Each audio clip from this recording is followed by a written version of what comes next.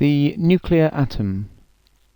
J. Thomson suggested that the atom was rather like a plum pudding, with a sphere of zero mass and therefore zero density, positive charge, through which moved the negatively charged electrons that he had discovered. In 1909, Ernest Rutherford was responsible for this experiment, which was to mark the end of the plum pudding model of the atom. He took a thin piece of gold foil, a polonium source, which is an alpha emitter. It was encased in a lead block with a hole in the front. The alpha particles would travel out along this axis here towards the gold foil. A thin sheet of lead with a small hole in the centre ensured a very accurate narrow beam of alpha particles. The whole experiment had to be done in a vacuum, as alpha particles are stopped by a few centimetres of air. There was a microscope which was able to travel all the way round the outside of the experiment, and on the front of this was a zinc sulfide screen that would glow when hit by an alpha particle. This was the alpha detector. The expectation, based on the plum pudding model, was that the alpha particles should easily smash their way through the small number of atoms in the gold foil. It was, however, found that a small number of the alpha particles were deflected, some very significantly. This track shows a deflection through an angle theta. The experiment was actually carried out by Geiger and Marsden, who were working under the authority of Ernest Rutherford. This diagram shows a few typical paths of alpha particles through the gold foil. Rutherford's observations were that most of the alpha particles have small or no deflection, like this one and this one, for instance. But around 1 in 8,000 are deflected through more than 90 degrees, like this one.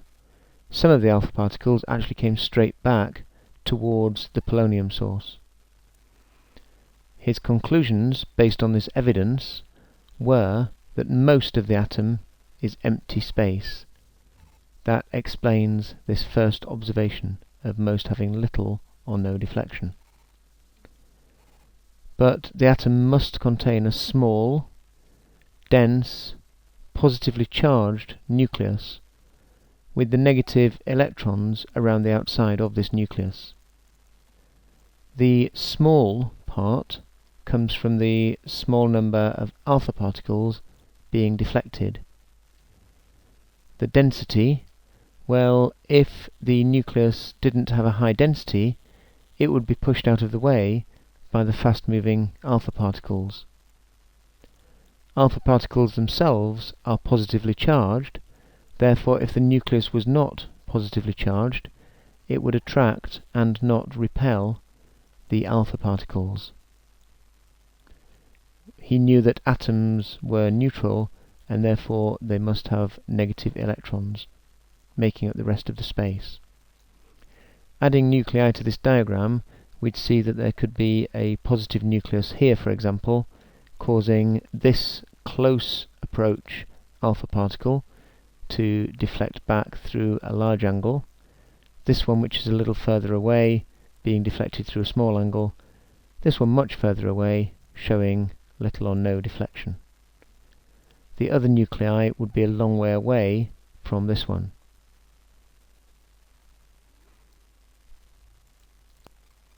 By analysing the number and angle of the deflected alpha particles, Rutherford was able to estimate the size of the nucleus. With higher energy alpha particles, observations no longer matched the Rutherford theory. The alpha particles now were getting so close to the nucleus that the strong force was being felt, and this showed the nucleus to be about 100,000 times smaller in diameter than the atom itself. Niels Bohr made a few adaptations to the Rutherford model to come up with this picture, which you'll be very familiar with, of the small, dense, positive nucleus at the center and negative electrons in fixed orbits or energy levels around the outside. This diagram is clearly very much not to scale. The electrons would take up a much larger area.